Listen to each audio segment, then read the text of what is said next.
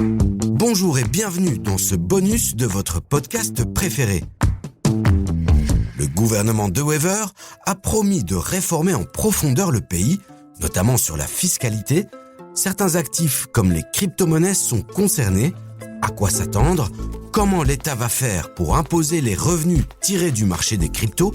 On en a parlé avec Florian Ernotte, avocat spécialisé dans la tech et suiveur assidu du monde des crypto-monnaies.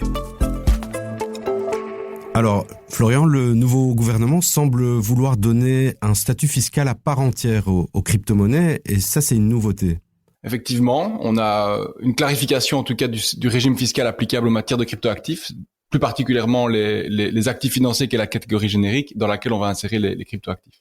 Et là, alors, à quoi doivent s'attendre les investisseurs ? On parle, comme pour les autres actifs financiers, d'une exonération à 10 000 euros sur les plus-values. C'est ça. Donc, l'idée qu'on revoit dans la note et qui sur le sujet fait 2 lignes, donc on n'a pas beaucoup de précision, est que on aurait une taxation des plus-values réalisées sur des actifs financiers à concurrence d'une contribution de 10%, avec un seuil d'exonération jusqu'à 10 000 euros de plus-value. Ça veut dire que si vous réalisez une plus-value de 8 000 euros, vous serez exonéré. Si vous réalisez une plus-value au-dessus de 10 000 euros, vous serez taxé à concurrence de 10%. Et autre changement de taille, on invite les investisseurs belges en crypto-monnaie à sortir du bois. Ils devront, comme quand on détient un compte à l'étranger, faire des démarches supplémentaires. Effectivement. Alors ça, c'est à mon sens une clarification d'une loi existante. Donc ce n'est pas nécessairement d'inviter les investisseurs à sortir du bois, mais on clarifie un régime existant qui est la déclaration des comptes étrangers au point central de contact. Et c'est une démarche qui est logique à mon sens, dans la mesure où si demain un investisseur veut réaliser des plus-values et les rapatrier sur son compte bancaire, il devra de toute façon faire la lumière sur ses investissements. Donc bon an mal an, c'est quelque chose de raisonnable dans la logique qui est suivie pour un rapatriement de fonds ou d'un investissement. Et alors, dernière question, toi qui suis de très près le secteur des crypto-monnaies, qu'est-ce que ça t'inspire, ces changements législatifs à venir ? Il y a 2 manières de voir les choses. La première, c'est de considérer que on prend en compte les cryptoactifs dans une réglementation fiscale, c'est-à-dire que l'intuition que nous avons tous en tant que acteurs dans l'écosystème, c'est qu'il y a de plus en plus de gens qui utilisent les cryptoactifs, qui font des investissements. Le gouvernement nouveau se rend compte de cette situation et donc vient légiférer pour donner un peu de sécurité juridique, ce qui n'est pas plus mal. Moi, je suis dans le secteur depuis 2019 de manière professionnelle et malheureusement, le secteur était un peu perdu par rapport au cadre législatif et fiscal plus particulièrement.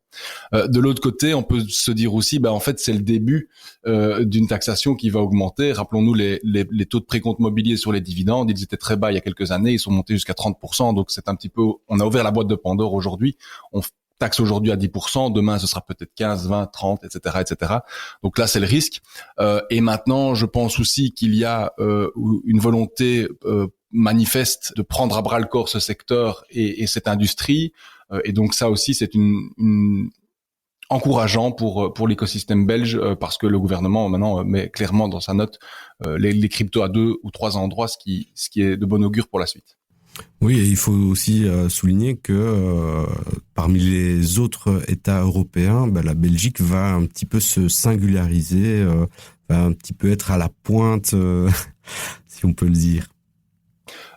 En tout cas, au niveau fiscal, elle reste très attractive avec un taux de 10% puisque nos voisins français appliquent une taxe de 30% et d'autres États européens appliquent même des impositions malgré l'absence de réalisation de plus-value. Donc, vous détenez un actif dont la valeur fluctue tous les jours et dans certains pays, on vous taxe même si vous n'avez pas touché 1 euro. Donc ça, c'est un peu dramatique.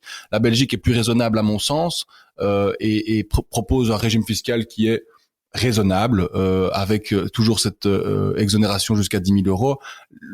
L'élément aussi qui peut poser question pour les investisseurs crypto, c'est de se dire mais comment est-ce que ce nouveau régime va cohabiter avec les autres régimes ? Est-ce que la gestion normale de patrimoine disparaît ? À mon sens, oui, puisque c'est déjà le cas pour l'immobilier, par exemple. On a sorti l'immeuble des actifs qui peuvent être gérés normalement dans le patrimoine privé, puisqu'il y a des dispositions spécifiques. Est-ce que demain, la gestion anormale de son patrimoine sera taxée à 33% et pas à 10%? Ça, il faudra voir comment ça va fonctionner. Et les problématiques relatives aussi à l'activité professionnelle qui génère des plus-values en cryptoactifs. Est-ce que ça va exister toujours ? À mon sens, oui. On peut évidemment faire des plus-values dans un cadre professionnel. Et donc dans ce cadre-là, il y aura toujours cette distinction entre les régimes de gestion normale ou exonération jusqu'à 10 000, taxation à 10% et ou à 33% si c'est anormal, et alors revenu professionnel. Mais les lois vont être votées, je suppose, prochainement, ou en tout cas incessamment, et on devra de nouveau décrypter les tenants et aboutissants de ces nouvelles lois. Merci pour votre écoute. C'était Salim Nesba au micro et Julie Garrigue à la réalisation pour Tracker, le podcast Bourse de l'Écho.